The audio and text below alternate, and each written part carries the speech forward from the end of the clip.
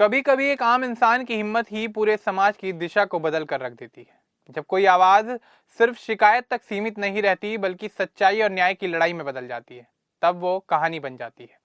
अंकिता भंडारी हत्याकांड में भी ऐसा ही हुआ। इस मामले में एक महिला ने न सिर्फ न्याय की मांग की बल्कि इतना असरदार कदम उठाया कि उसका नाम अब हर जगह सुनाई देने लगा। यह महिला है ज्योति अधिकारी, जिन्हें लोग ज्योति रौतेला के नाम से भी जानते हैं, जिन्होंने साहस और जोश के साथ इस मामले को सबके सामने उजागर किया और न्याय की आवाज को मजबूत किया। ज्योति अधिकारी उत्तराखंड की एक सक्रिय राजनीतिक और सामाजिक कार्यकर्ता हैं। उन्हें खास तौर पर महिला सशक्तिकरण और न्याय की लड़ाई के लिए पहचाना जाता है। वे उत्तराखंड प्रदेश महिला कांग्रेस की अध्यक्ष रह चुकी हैं और महिलाओं के मामलों में अपनी सक्रिय भागीदारी के लिए जानी जाती हैं। उनके जन्म, परिवार और शिक्षा के बारे में मीडिया में ज्यादा जानकारी उपलब्ध नहीं है, लेकिन उनके राजनीतिक सफर से यह साफ है कि उन्होंने राजनीति और सामाजिक सेवा दोनों को साथ मिलकर अपनाया है। उनकी शुरुआत यूथ कांग्रेस से हुई और समय के साथ वे महिला कांग्रेस में एक प्रभावशाली और सक्रिय भूमिका निभाने लगी। ज्योति रौतेला का राजनीतिक सफर काफी प्रेरक और दिलचस्प रहा है।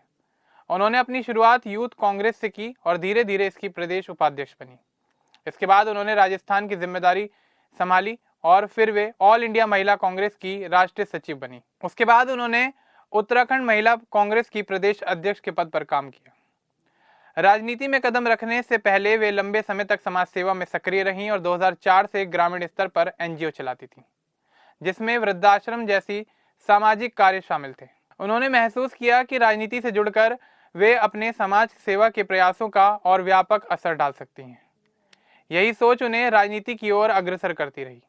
अंकिता भंडारी हत्याकांड, जो पूरे उत्तराखंड और देश भर में नैतिक और कानूनी बहस का विषय बना हुआ है, उसमें ज्योति रौतेला की भूमिका बेहद साहसिक रही।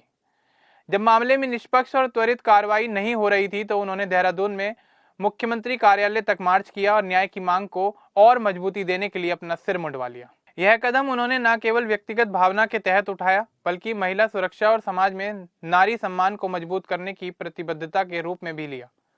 उनके इस कदम ने मीडिया में धूम मचाई और अन्य नेताओं तथा आंदोलनकारियों के लिए एकजुट होकर न्याय की आवाज उठाने का प्रतीक बन गया। हालांकि कुछ लोगों ने इसे विवादित माना। ज्योति ने स्पष्ट किया कि यह केवल न्याय की मांग और महिलाओं की सुरक्षा के संदेश को फैलाने के लिए किया गया था। ज्योति अधिकारी का यह कदम सिर्फ व्यक्तिगत विरोध नहीं था बल्कि इसके असर ने पूरे समाज और राजनीति पर गहरा प्रभाव डाला। उनके संघर्ष ने कई संगठनों और राजनीतिक दलों और आम नागरिकों को भी अंकिता भंडारी मामले में निष्पक्ष जांच और कड़ी सजा की मांग करने के लिए प्रेरित किया। देहरादून और उत्तराखंड के कई हिस्सों में छात्र, महिलाएं और राजनीतिक कार्यकर्ता मुख्यमंत्री आवास के सामने शांतिपूर्ण प्रदर्शन और मार्च निकाल रहे हैं। इस प्रदर्शन ने न्यायपालिका और महिला सुरक्षा पर चल रही सामाजिक बहस को व्यापक रूप दिया और यह सवाल उठाया कि क्या महिलाओं के लिए न्याय सुनिश्चित करने के लिए राजनीतिक आवाज और दबाव बनाना जरूरी है। ज्योति अधिकारी के साहसिक कदम ने विवाद और चर्चाओं को भी जन्म दिया। कई लोग सवाल उठा रहे हैं कि क्या न्याय की मांग के लिए ऐसा तरीका सही था और इससे राजनीति और धर्म के बीच की दूरी प्रभावित तो नहीं हुई। कुछ आलोचकों ने इसे धार्मिक भावना के खिलाफ बताया, लेकिन ज्योति ने स्पष्ट किया कि उनका विरोध केवल न्याय और महिला सुरक्षा सुनिश्चित करने के उद्देश्य से था, न कि किसी धर्म के खिलाफ। इस कदम ने समाज में गहरी बहस छेड़ दी और यह दिखाया कि न्याय और समानता के लिए उठाए गए कदम कभी कभी विवादास्पद भी हो सकते हैं। ज्योति अधिकारी का समाज के प्रति संदेश साफ और असरदार है।